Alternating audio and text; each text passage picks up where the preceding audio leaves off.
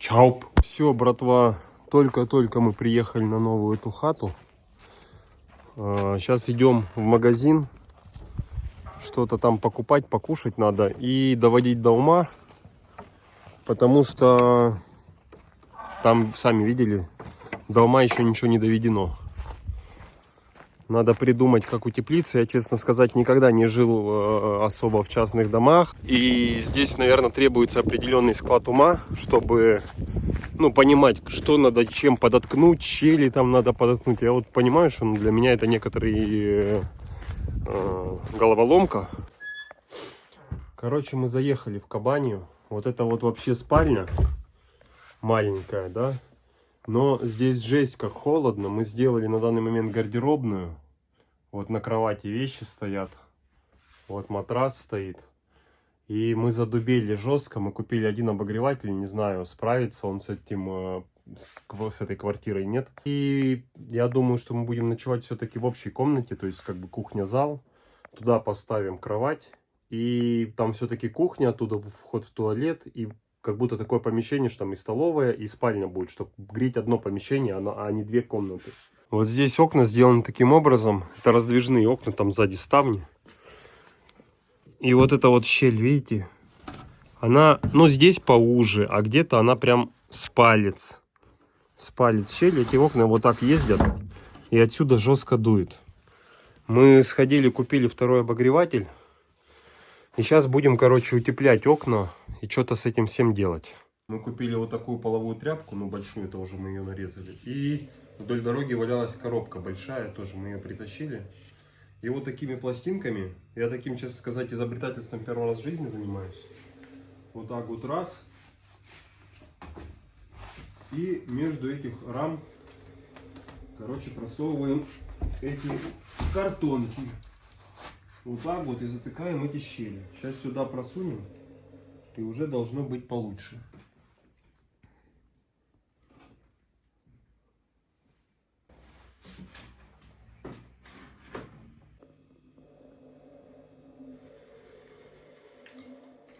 В общем, два окна утеплили с помощью картонок вот таких и тряпок.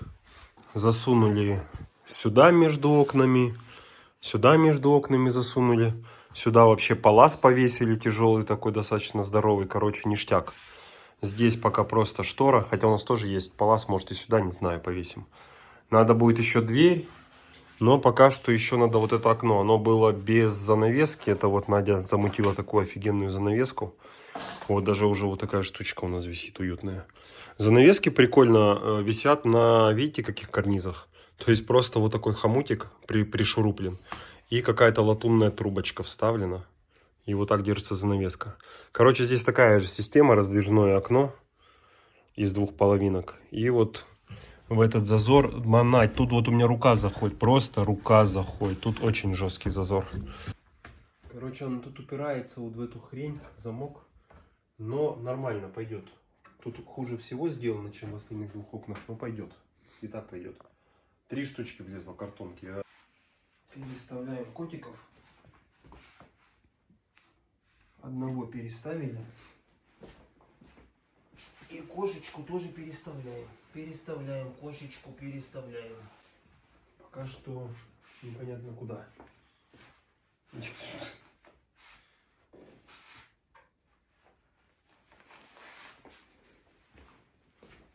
У нас здесь два стола. Один вот такой вообще в хлам убитый, некрасивый. И один вот такой, красивый. Особенно по сравнению с этим. Вот этот стол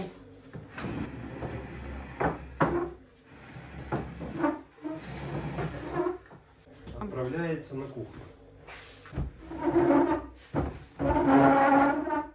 Экселенте. Muy bien. Конечно, хотелось этот туда, но этот вот списывается по размерам идеально.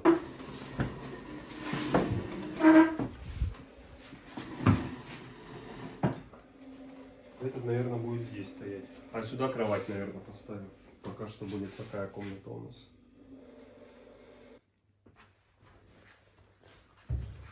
Пододеяльника у нас нет, да? Каким будем цветом? Слушай, мне зеленый нравится. Выглядит тепло. Ну, все нормально.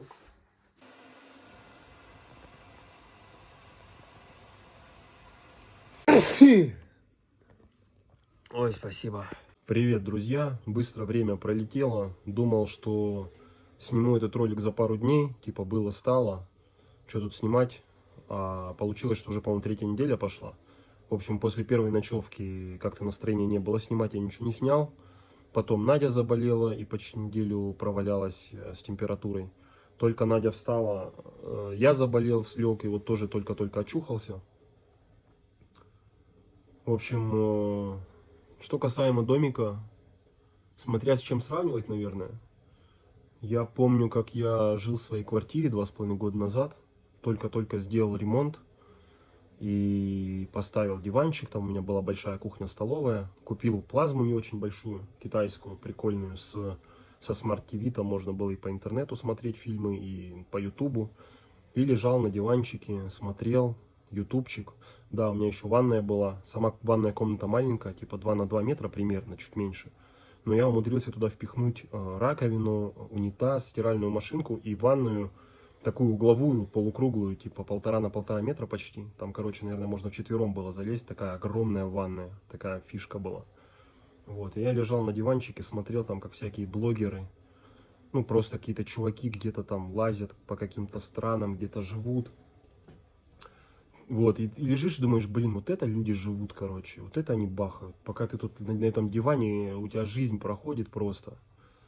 А люди, вон, ну, изучают мир, где-то живут, какие-то решают задачи. Типа, смотришь, они там в каких-то катакомбах живут, ну, думаешь, ну, нормально в катакомбах, ну, зато что вот, как бы, ну, за рубежом там, как бы, прикольно.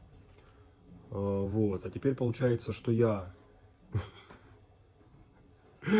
Теперь получается, что я, короче, где-то живу, вот, решаю какие-то задачи, а ты, наверное, возможно, смотришь меня, лежа у себя на диване, через большую плазму, смотришь, думаешь, что это чувак, короче, там что-то бахает. Ну, туда, или типа красавчик, или дурачок какой-то вообще шизанутый. Сюрреализм получается некоторый, да? Вот, что касаемо хижины, это, конечно, не квартира с центральным отоплением, с непротекающими и не продувающими двойными стеклопакетами. Нет, это не такая квартира. Вот, но зато это деревянная хижина в горах, прикольная. То есть в целом, конечно, если просто смотреть, что вот мы живем теперь в холмах, в горах, в деревянной хижине, это прикольно.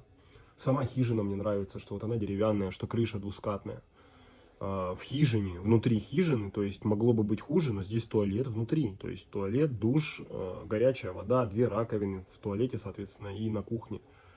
То есть в этом плане достаточно комфортно. Да, она грязненькая была, как бы мы ее там помыли, какой-то порядок навели, мебель расставили. И сейчас она реально выглядит очень прикольно.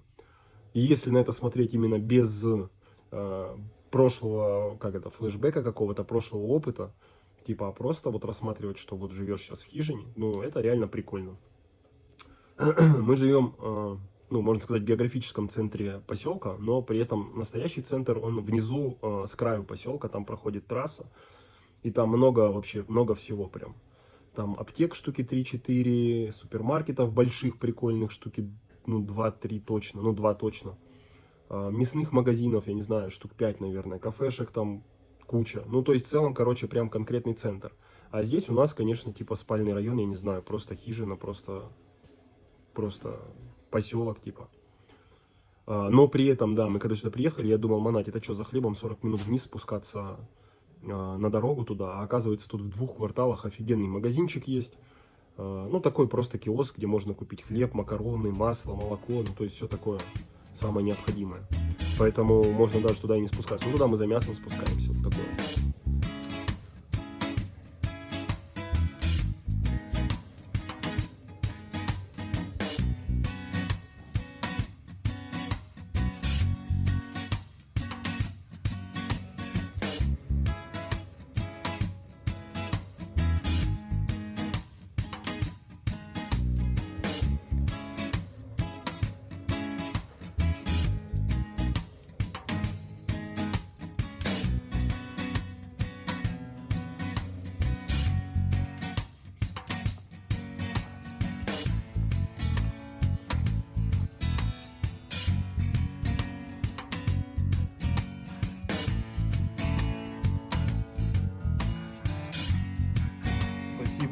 Галь туда смотрел. В общем, теперь буду вещать из этого места.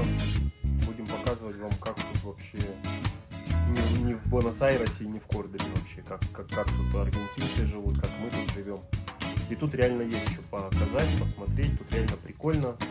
И много вещей удивляет по сравнению с Буэнос-Айресом, с Кордобой. Так что подписывайтесь, ставьте лайки. Чао!